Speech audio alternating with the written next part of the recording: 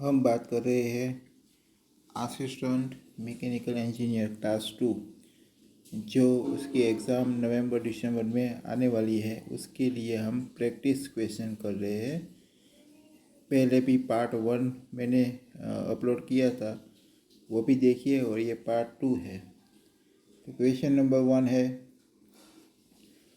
For the prediction of ductile yielding the theory of failure utilize is option A maximum strain energy theory, B है distortion energy theory, and C है maximum normal strain theory, and D है Mohr theory.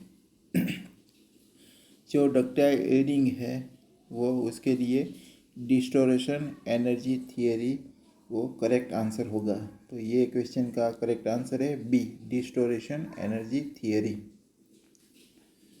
Question number 2 है, coaxing is the process of, option A है improving the fatigue property attained by the under stressing and then raising the stress in small increments, B है decrease the hardness by full annealing, C है increase the uniaxial tensile strength by heating the एबो recrystallization temperature and quenching in all media, D है maintaining the ductile of the material by chemical treatment।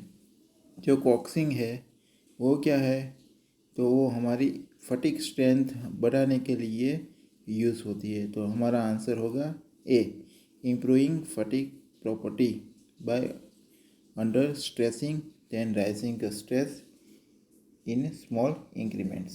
Okay, तो हमारा answer है ए।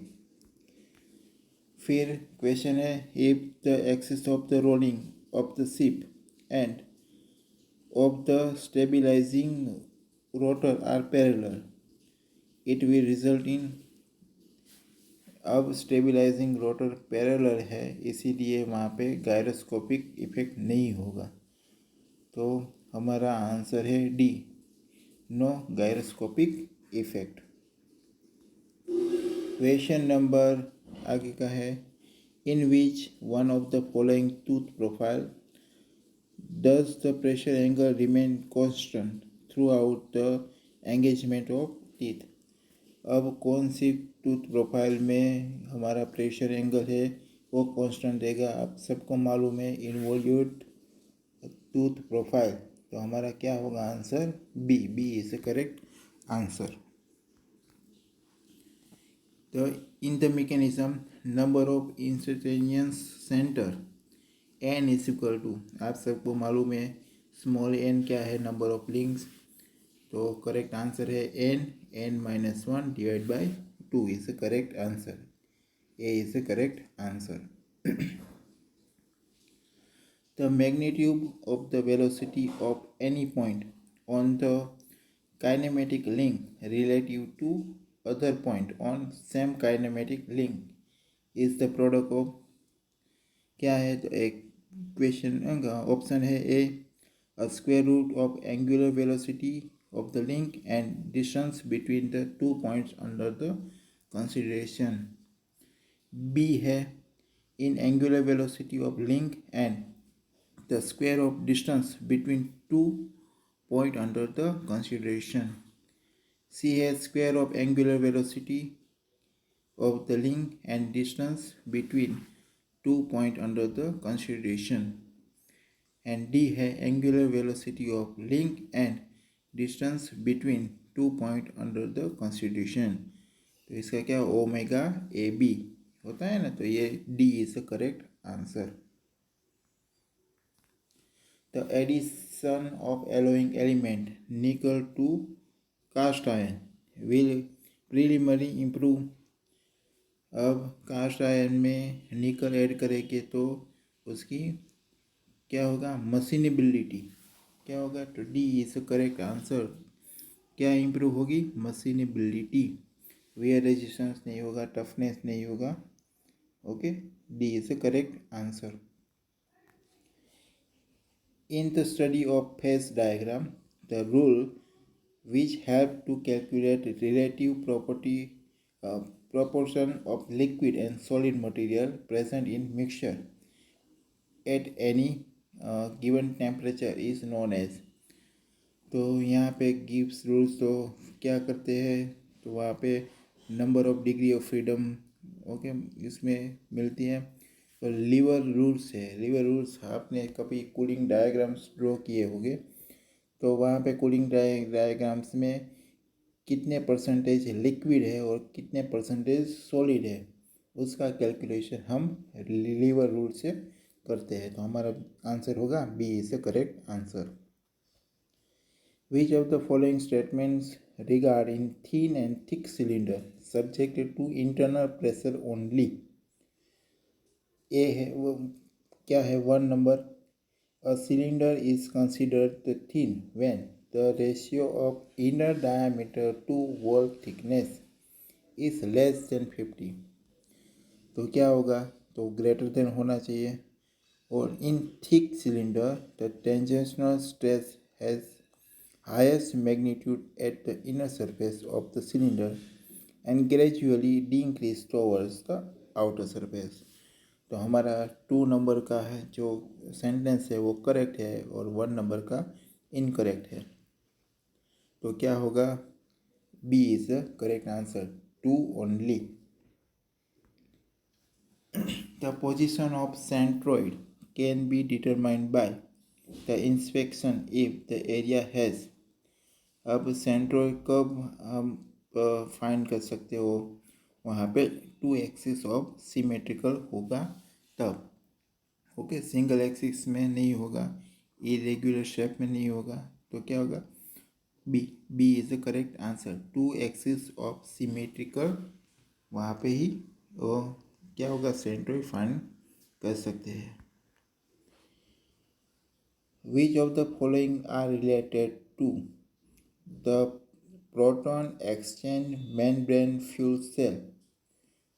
वहाँ पे क्या होगा, फोर हमको सेंटेंस ये है, पॉलीमर इलेक्ट्रोलाइट, फिर hydrogen fuel and oxygen, pure water and small amount of electricity and nitrogen gas. तो proton exchange membrane fuel cell के साथ कौन रिलेटेड होता है, तो वहाँ पे पॉलीमर ऑफ इलेक्ट्रोलाइट वो होता है। फिर हाइड्रोजन फ्यूल एंड ऑक्सीजन वो भी होता है। प्योर वाटर नहीं होता है, नाइट्रोजन गैस भी नहीं होगा। तो हमारा रिलेटेड है 1 एंड 2, तो इसके हिसाब से आंसर होगा C, C is the correct answer, 1 and 2 only. With respect to wind turbine blades, TSR means वहाँ पे विंड टर्बाइन ब्लेड्स है, वहाँ पे TSR का मीनिंग क्या होता है, tip speed ratio, tip sharp ratio, tip speed ratio. तो वहाँ पे होगा tip speed ratio, C is the correct answer, tip speed ratio. TSR means tip speed ratio. Which one of the following is enclosure or housing for generator, gearbox and any other parts of the wind turbine that are on the top of the tower? Okay, तो हमारा क्या है, turbine blades में थोड़ी हम सभी रख सकते हैं। टर्बाइन हेड नहीं होगा, टर्बाइन गियर बॉक्स नहीं होगा, तो हमारा होगा नेसेले। जो भी आप प्रोनाउंसिएशन करना हो तो आप कर सकते हो, वो हमारा आंसर होगा B, B is the correct answer. The ratio of PV cells, the actual maximum power output to theoretical power output is called it। इन PV सेल में maximum power output to theoretical power output, इसको क्या बोलते हैं? Option A है quantum factor, fill factor, फिर C है quantum efficiency and PV factor. तो वहाँ पे actual maximum power output to theoretical power output, इसको बोलते हैं फिल फैक्टर बोलते हैं। तो B is the correct answer, fill factor. in solar tower power system. Each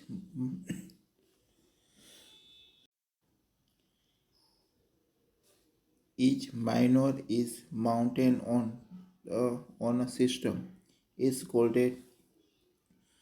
तो वहाँ पे सोलर टावर पावर प्लांट है, वहाँ पे each of mirrors mountain on system, वो इसको बोलते हैं हेलियोस्टेट बोलते हैं।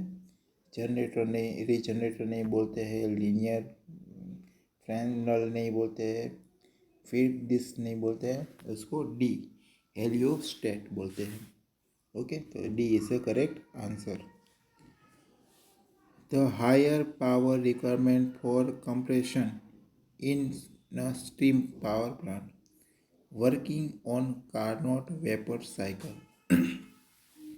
तो यहाँ पे हायर पावर रिक्वायरमेंट है और working on Carnot vapour cycle, तो वहाँ पे क्या होगा, reduce the plant efficiency as well as work ratio. तो वहाँ पे B is the correct answer.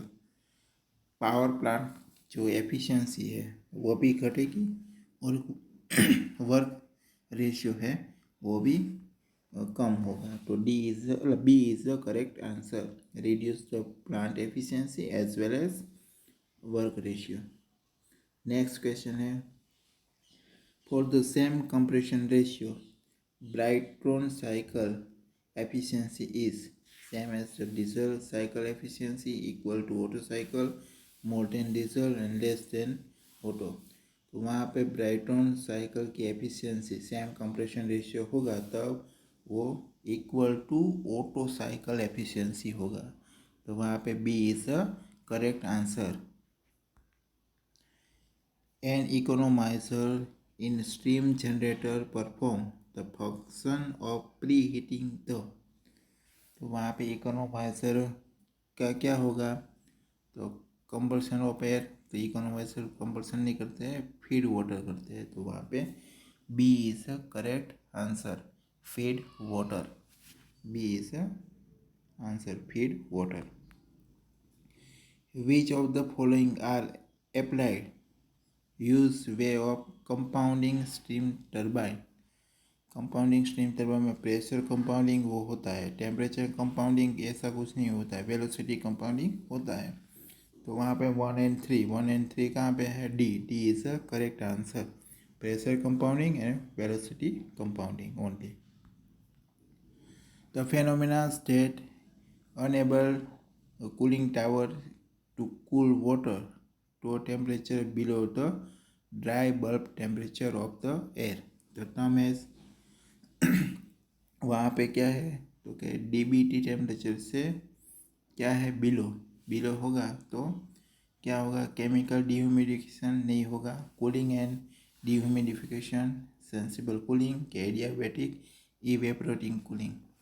तो वहाँ पे DBT से कम है तो इसीलिए एडियाबैटिक इवेपोरेटिव कूलिंग, वहाँ B is the correct answer, adiabatic evaporative cooling. जो आपको ये क्वेश्चन पसंद आता हो आए तो फिर लाइक कीजिए, शेयर कीजिए, सब्सक्राइब कीजिए। अब टेलीग्राम पे परम एकेडमी BVN लिखा होगा, वहाँ पे आप ज्वाइन भी हो सकते हैं। Thank you so much.